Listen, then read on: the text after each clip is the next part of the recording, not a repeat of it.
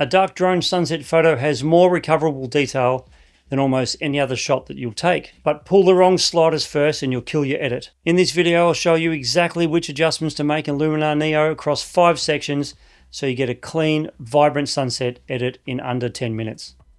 Most beginners have trouble knowing where to start when editing their drone images, and honestly, I struggled with the same thing for a very long time. But once I figured out what was actually going wrong, it got a whole lot simpler. The trick is to do it in stages, so let me walk you through exactly what I do when I'm editing my drone photos. So the first thing I do is import the raw file, and if you're not shooting on RAW yet, we'll cover that separately because it makes a huge difference to what you can do in the edit. And once that's in, I head to the Edit tab, click Develop, and the first thing I touch is Exposure. I just do a small adjustment to get the overall brightness where I want it, and then I use Smart Contrast. I bring the highlights down a little and lift the shadows up a little to pull some of that detail back in. Now when you start lifting those shadows, you might notice some grain creeping into the image. That's called noise, and it's pretty much unavoidable when you're shooting in darker conditions with a drone. The more you push those shadows, the more of that you'll get, but don't panic because I'll show you how to deal with that later. Now once I'm happy with the exposure side of things, I scroll down to the color section and sort out the white balance. What I do here is I pick a reference point, something in the shot that I know was white when I was out flying. In this case, I'll pick this shed because I noticed it was white when I was taking photos during the day earlier on.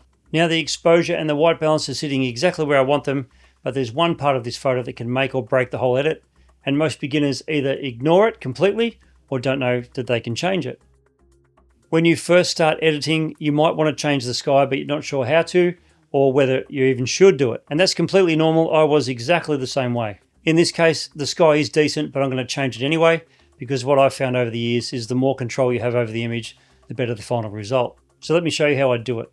Firstly, I scroll up and select Sky, then Sky Selection. And what I'm looking for here is something that fits the mood of the shot, not just any sky. I'll scroll through and pick one that works with the scene, and once that's in, I need to match the warmth and brightness to the rest of the image. Otherwise, it'll just look like it was cut and pasted in. And once that's looking good, I'll close that window. Now directly underneath that is sun rays, so I'll select that and click Place Sun Center. You'll see a dot appear on the image and you can drag it anywhere you want, but I want it to create a focal point for the setting sun, so I'll place it here. And as soon as you move the amount slider, the sun glows really bright and it's white, but the rest of the sky is warm and yellow, so it looks completely out of place. The first thing to do is to bring down the penetration setting down a little bit, just to soften it, and then I'll scroll down to the warmth section and adjust both of those sliders until the sun matches the rest of the photo. The sky's looking great now as far as I'm concerned anyway, but the colors across the rest of the image aren't matching the mood we've just created yet. And that's where a lot of beginners accidentally ruin everything they've just done. As a beginner, you might be wondering how much color enhancement is too much.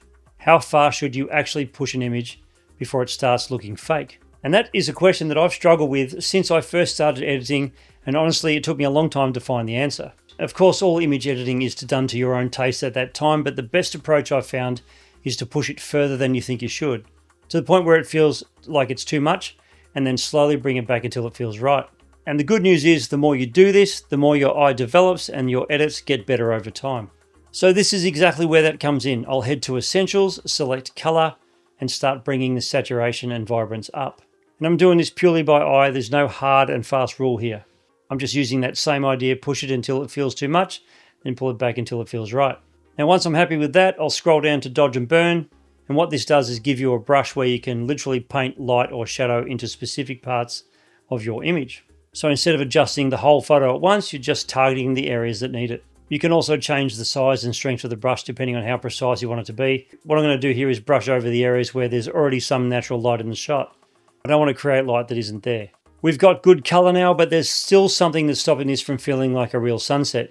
And it comes down to the one thing that most people learning editing never think to adjust.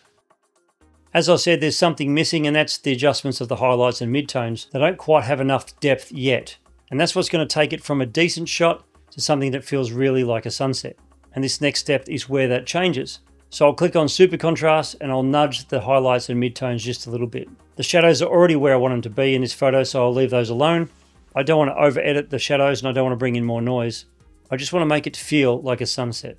Now I'll scroll up to Glow. What this does is add a soft light across the whole image. It's subtle, but it really helps sell that warm sunset feeling we're going for. So I'll just touch it slightly, and you generally don't need much here, otherwise it starts to look overdone. Now we've got to move back up to Essentials and scroll down to Vignette, And what vignette does is draw the viewer's eye into the center of the photo by darkening or lightening the edges. And like most of these adjustments, it's done completely by eye. Sliding it left darkens the edges, sliding it right lightens them. I'll bring it left a little, just enough to frame the scene without it being too obvious. The whole image is really starting to come together now, but before we export, there's one problem that could still let the whole thing down, especially with a dark shot like this one. So what do you do if your image is affected by noise, those grainy dots you get in a photo, especially when you're working with a darker image? Or if it's not quite sharp enough? This is a problem that every photographer runs into when shooting in low light, especially with a drone. And knowing how to handle it is what separates a good edit from a great one. So above essentials, we have image quality, and this is where we're going to fix both of those things. But first up, we're going to do noise. I'm going to select noiseless first. Now, because this image isn't too bad, I'm going to go with the middle setting. But what you're looking for is the grain softening without the image losing its detail. That's the balance you're trying to find. The AI does most of the heavy lifting here, and as you can see, it's done a solid job. It's not perfect, but for this image, it's exactly where I want it. Now I'll do the same with the sharpness. I'll select super sharp, select middle again, and what I'm looking for here is for the edges to crisp up slightly without it starting to look unnatural or over-processed. And once you're happy with your photo, just right-click on the image in the bottom left, export it in whatever format you want. I always go for the highest quality, then hit export and save it wherever you like.